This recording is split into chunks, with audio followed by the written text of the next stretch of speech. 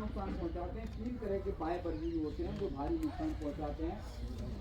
बाह्य परजीवियों में एक टिक्स होता है जिसे किन्नी कहते हैं, किन्नी या कहीं कलीली कहते हैं, कहीं मलेरिया कहते हैं, कहीं कुछ और कहते हैं, लोकल नाम कुछ और हो सकते हैं। इसका साइंटिफिक नाम टिक्स है। और जू लाइट्स को सब जानते होंगे। और एक अदृश्य होता है माइट्स। आपने देखा होगा भेड़ और बकरियों के मुंह पर यहाँ कानों तक पूरा खुली टैप हो जाता है, वो माइट्स के कारण होता है। ये बाह्य परजीवियों के कारण होता है, परजीवियों के कारण होता है। इससे भी हमें बहुत भारी नुकसान होता है। इससे एनीमिया, आपने देखा होगा बहुत सारे लोगों के हाथ पैर कांपते हैं, कांपते हुए देखे बहुत सारे लोगों को यूँ करके, और यूँ दबा ला रहे हैं या खाना खा रहे हैं तो यूँ चल रहा है उसका हाथ, होता है। उसके लिए केवल और केवल टिक्स ही जिम्मेदार है।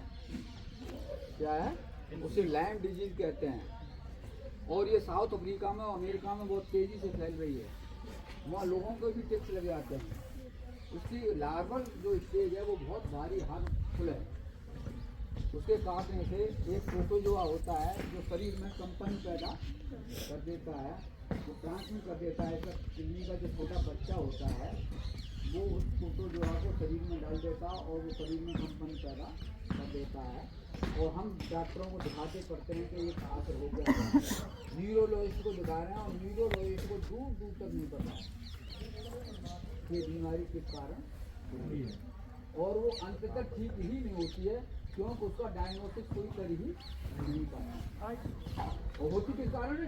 टिक्स के काटने के कारण है।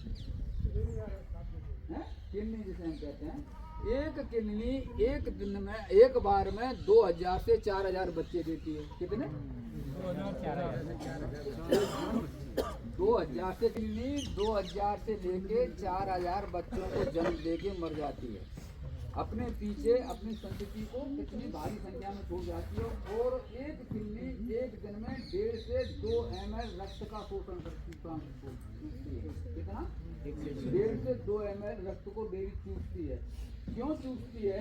जब उसका संपर्क मेट के साथ होता है, मेटिंग जब होती है तो उसे फ्रेश ब्लड नीड की आवश्यकता होती है, उसे शुद्ध रक्त की आवश्यकता होती है।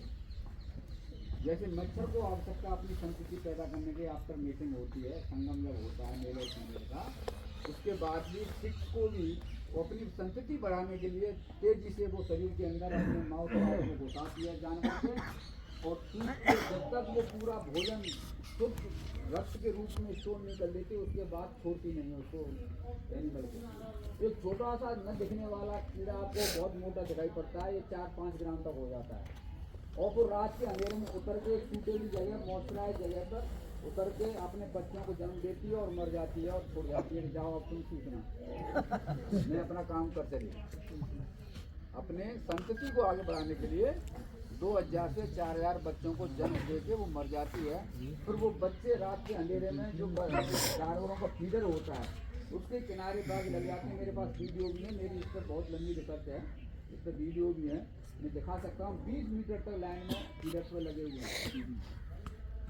और जैसे ही शरीर का वो गर्दन का हिस्सा जब पशु को चारा खाने के लिए उससे फीडर से टिकता है तो वो उस पर एकदम अटैक कर देते हैं और पूरे शरीर में फैल जाते हैं, अदृश्य होते हैं। और हमारे किसान भाइयों को होता है कि शरीर से निकल रहे हैं साहब, उन्हें पता नहीं है तो क्या कहते हैं शरीर से ही निकलते हैं साहब। होता क्या है तो बाहर से वो अटैक लार्वल, वो बहुत छोटी स्टेज है जो उनके बच्चों की, वो अटैक करती है एनिमल पर और फिर वो तेजी से खून चूसना शुरू कर देती है। और कब ज़्यादा खून की आवश्यकता होती है? जब उसे मेटिंग होने के बाद, ब्रीडिंग होने के बाद उसे रक्त की शुद्ध रक्त की आवश्यकता होती है। तो उस एनिमल को बहुत नुकसान पहुंचाते हैं। बहुत सारे मिल पर वीडियोग्राफर वो रखते हैं। किसी भी कितने एनिमल्स हैं जिनके शरीर पर एक उंगली रखने के लिए जगह नहीं है, गायों के, मतलब केवल ये नोस्टल है, उनको छोड़कर कोई शरीर का हिस्सा ऐसा नहीं जिस पर किडनी न लगी हो। तो ये कितना भारी नुकसान पहुंचा सकते हैं? बहुत भारी नुकसान पहुंचा सकते हैं।